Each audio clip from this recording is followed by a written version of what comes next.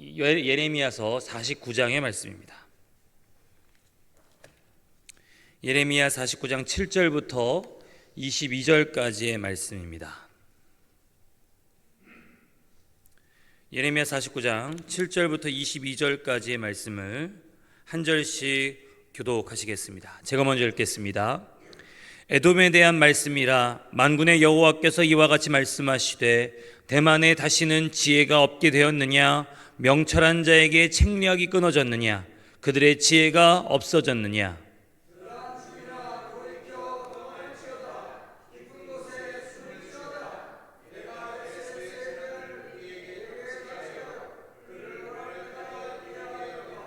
포도를 거두는 자들이 내게 이르면 약간의 열매도 남기지 아니하겠고 밤에 도둑이 오면 그 욕심이 차기까지 멸하느니라.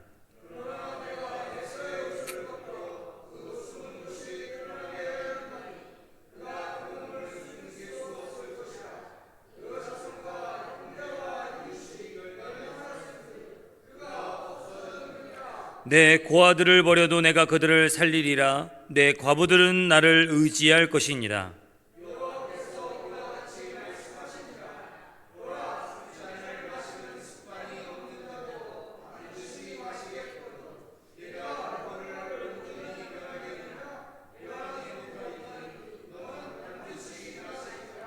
여호와의 말씀이니라. 내가 나를 두고 맹세하노니 보스라가 놀램과 치욕거리와 황폐함과 저주거리가 될 것이요 그 모든 성읍이 영원히 황폐하리라 하시니라.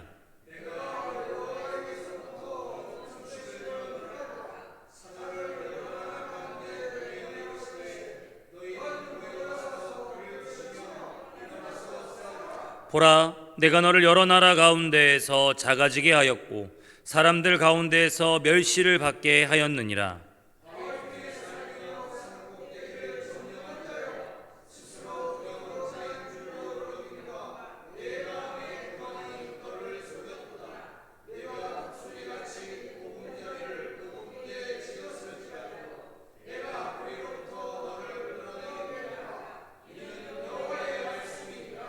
에돔이 공포의 대상이 되리니 그리로 지나는 자마다 놀라며 그 모든 재앙으로 말미암아 탄식하리로다.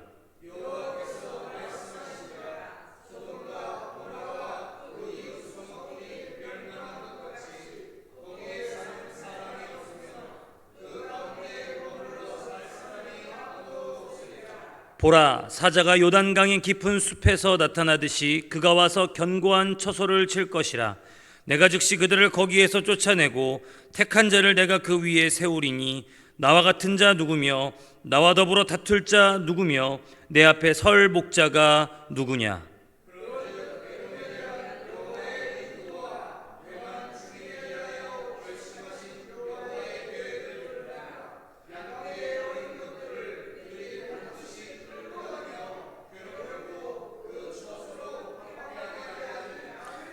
그들이 넘어지는 소리에 땅이 진동하며 그가 부르짖는 소리는 홍해에 들리리라.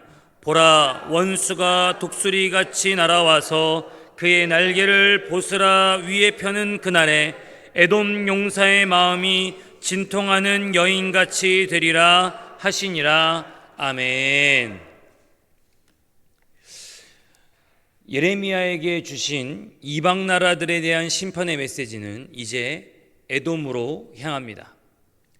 에돔은 다 아시다시피 야곱의 형이었던 에서의 후손으로 알려져 있습니다. 그리고 그들은 약속의 땅에서 떠나서 요단강 동편 남쪽 유대 광야 근처에 있는 세일산에 자리를 잡습니다. 그 후에 에돔 족속은 이스라엘의 구약 역사 내내 이스라엘 사람들과 갈등과 충돌을 반복했습니다. 그리고 그것은 이 남유다 왕국이 멸망당하고 예루살렘이 느부갓네살에 의해서 점령당하던 바로 그 순간까지도 이 에돔 족속은 이스라엘을 괴롭히는 데 주저함이 없었던 것이죠. 그들이 구체적으로 어떤 일을 벌였는지 사실 예레미야는 잘 말하고 있지 않지만 똑같이 에돔에 대해서 예언했던 오바댜서는 말해주고 있습니다. 우리 오바댜서 1장 10절에서 14절을 좀 같이 읽겠습니다. 오바댜서 1장 10절에서 14절까지의 말씀입니다.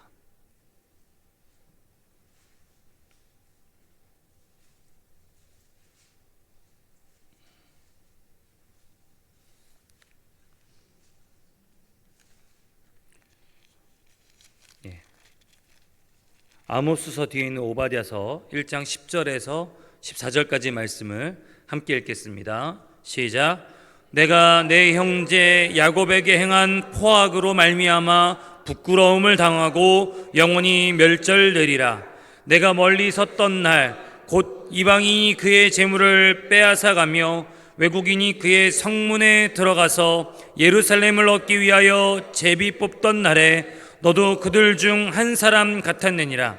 내가 형제의 날 곧 그 재앙의 날에 방관할 것이 아니며 유다 자손이 패망하는 날에 기뻐할 것이 아니며 그 고난의 날에 내가 입을 크게 벌릴 것이 아니며 내 백성이 환난을 당하는 날에 내가 그 성문에 들어가지 않을 것이며 환난을 당하는 날에 내가 그 고난을 방관하지 않을 것이며 환난을 당하는 날에 내가 그 재물에 손을 대지 않을 것이며 내 거리에 서서 그 도망하는 자를 막지 않을 것이며 고난의 날에 그 남은 자를 원수에게 넘기지 않을 것이니라 라고 말씀하십니다.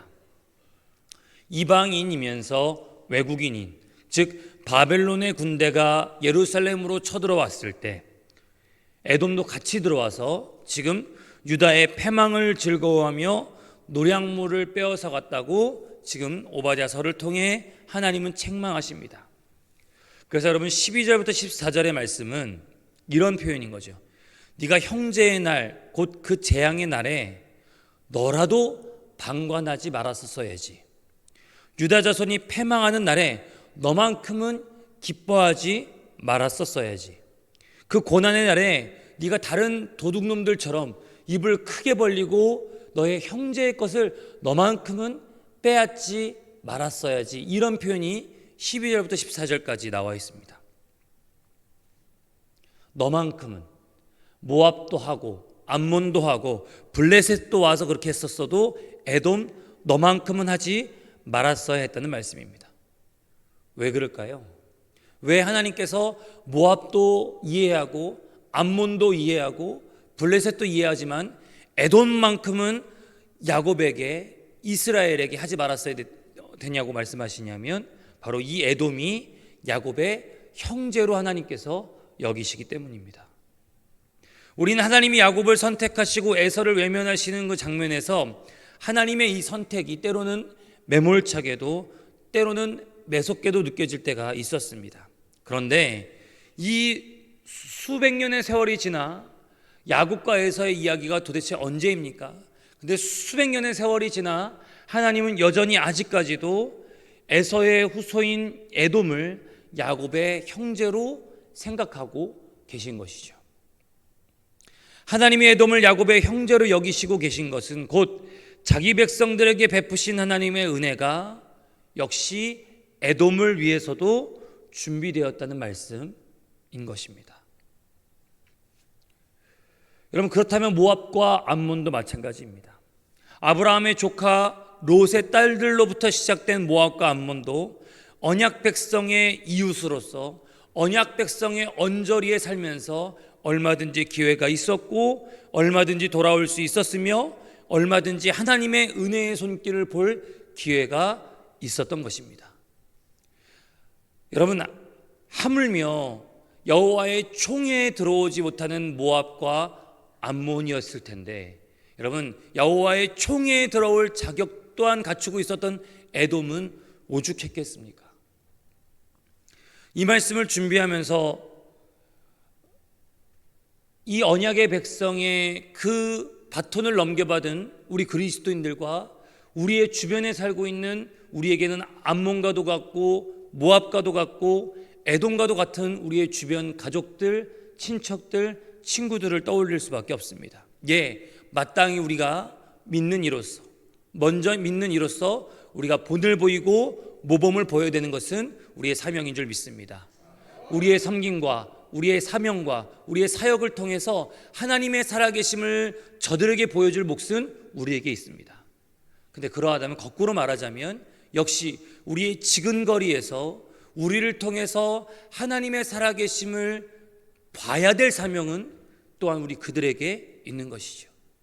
우리 자녀들에게, 우리 가족들에게, 우리 친지들에게 우리를 통해서 하나님의 살아계심을 보고 하나님의 살아계심을 느끼고 저들의 삶을 보니, 저들의 그 고난을 이겨내는 삶을 보니 하나님이 살아계시구나 라고 느낄 것은 에돔이 그러했던 것처럼 우리 주변에도 마찬가지의 일이라고 하는 것입니다. 바라건대 부디 우리가 우리의 주변에 있는 우리의 암몬과도 같고 모압과도 같고 에돔과도 같은 이들에게 하나님의 살아계심을 보여줄 수 있는 복음의 통로 되기를 간절히 소망합니다. 또 하나 바라는 것이 있다면 하나님 그들의 눈을 뜨게 하시고 그들의 귀를 열어주셔서 우리를 통해 하나님의 살아계심을 보고 듣고 그들도 주의 은혜 가운데 돌아올 수 있게 되기를 간절히 소망합니다. 그러나 그들이 이 모든 기회를 잃어버리고 심판받을 수 있는 이유는 단순히 이렇게 언약 백성을 괴롭혀서만은 아니었습니다. 더 핵심적인 잘못이 있는데 오늘 본문 말씀 16절을 같이 읽겠습니다. 예레미야서 49장 16절의 말씀 함께 읽겠습니다. 시작. 바위 틈에 살며 산 꼭대기를 점령한 자여 스스로 두려운 자인 줄로 여김과 내 마음의 교만이 너를 속였도다. 내가 독수리같이 보금자리를 높은 데 지었을지라도 내가 그리로부터 너를 끌어내리리라. 이는 여호와의 말씀이니라. 왜 지금 이 에돔이 심판받고 있냐면요, 스스로 바위 틈 속에 자리 잡고 살면서 산 꼭대기를 차지하고 산다고 우리가 세상이 우리를 다 무서워하겠지. 그러니까 교만이 가득 차 있는 겁니다. 너의 교만은 너 스스로를 속일 뿐이다 라고 말하죠. 암몬도 마찬가지입니다. 4절을 제가 읽어드리겠습니다. 예레미야 29장 4절입니다. 패역한 딸아 어찌하여 골짜기 곧 내 흐르는 골짜기를 자랑하느냐. 내가 어찌하여 재물을 의뢰하여 말하기를 누가 내게 대적하여 오리오 하느냐. 그러니까 지금 암몬은, 에돔에게 앞서서 암몬은 자기가 가진 재물을 의지하면서 누가 나를 쳐들어올까, 누가 우리나라를 넘어뜨릴까 스스로 생각하고 있다는 것이죠. 모압도 이미 어제 언급해드렸습니다. 48장 42절에 모압이 여호와를 거슬러 자만하였으므로 멸망하고 다시 나라를 이루지 못하리로다. 하나같이 자만하고 하나같이 교만하며 자신들의 가진 것을 의지하였을 때 그들은 하나님을 보지 못했고 하나님의 구원을 무시했고 하나님의 약속을 갖고 있었던 언약 백성들을 멸시하고 괴롭혔었던 것입니다. 그래서 얻게 되는 결과가 무엇이었냐면 바로 19절입니다. 오늘 본문 말씀 19절의 말씀을 마지막으로 읽겠습니다. 시작. 보라, 사자가 요단강의 깊은 숲에서 나타나듯이 그가 와서 견고한 초소를 칠 것이라. 내가 즉시 그들을 거기에서 쫓아내고 택한 자를 내가 그 위에 세우리니 나와 같은 자 누구며 나와 더불어 다툴 자 누구며 내 앞에 설 목자가 누구냐라고 말씀하십니다. 지금 하나님은 에돔을 심판하러 오시는데 맹렬한 사자와 같이 에돔을 심판하러 오고 계십니다. 근데 그 맹렬한 사자와 같이 에돔을 심판하실 때 그 사자를 막아줄 목자가 그들에게 없었습니다. 예레미야와 같이 눈물을 흘리며 중보해 줄 선지자가 에돔에게 없었습니다. 그것만큼 끔찍한 재앙이 없습니다. 아브라함처럼 끝까지 주님을 붙잡고 사정사정하며 소돔과 고모라를 위해 기도할 사람이 지금 에돔에 없습니다. 어쩌면 교만한 것보다, 헛된 것을 의지하는 것보다 더 비참하고 더 끔찍한 일은 여러분 하나님의 내버려 두심이 아닐까요? 우리 마음에, 우리 속에는 옳은 대로 행하고 있음에도 불구하고 하나님이 그저 내버려 두시고 있는 것처럼 느껴진다면, 우리 안에 성령의 책망이 없다라고 느껴진다면 그것만큼 답답하고 안타까운 일이 또 있겠습니까? 이들의 진짜 재앙은 그들을 일깨워줄 선지자가 없다는 것이고, 이들의 진짜 재앙은 그들을 위해서 중보해줄 중보자가 없는 것이 에돔의 가장 큰 재앙이며 모압과 암몬의 가장 큰 하나님 앞에 버림받은 바 된 것일 수 있겠습니다. 그러나 우리는 이 사순절의 기간에 우리의 모든 죄와 우리의 모든 악 앞에서 사자와 같이 맹렬하게 달려드신 하나님의 진노를 막아선 목자가 계심을 믿습니다. 야곱은 자신의 생명과 자신이 얻게 될 축복을 위해 하나님과 밤새 씨름을 해서 이스라엘, 하나님과 다투어 이긴 자라는 이름을 얻었지만요, 여러분, 우리의 생명과 우리의 영원한 언약의 축복을 위해 땀방울이 핏방울 되기까지 하나님과 씨름하신 분이 계십니다. 하나님의 그 진노를 막아선 목자, 우리 주 예수 그리스도이신 줄 믿습니다. 우리는 얼마나 자주 세상 것들에 의지합니까? 얼마나 쉽게 눈에 보이는 것, 손에 잡히는 것들에 안도하고 있습니까? 마치 모압처럼, 암몬처럼, 에돔처럼 말입니다. 그러나 정작 우리를 지킨 것은, 우리를 살린 것은 우리의 손에 쥐고 있는 바도 아니고 우리가 의지하는 바도 아니라 하나님의 진노를 막아선 참 목자 예수 그리스도이셨음을 기억하며 감사해야 될 줄 믿습니다. 그리고 우리 또한 주님처럼, 그리고 예레미야처럼 누군가의 목자 되어주고 누군가를 살리기 위해 하나님과 밤새 씨름할 사명이 우리의 몫입니다. 여전히 모압처럼 교만해지고 암몬처럼 가진 것을 의지하며 에돔처럼 스스로 높아진 이들을 위해 눈물을 흘리는 이 예레미야적인 사명과 사역이 바로 우리의 역할인 것이죠.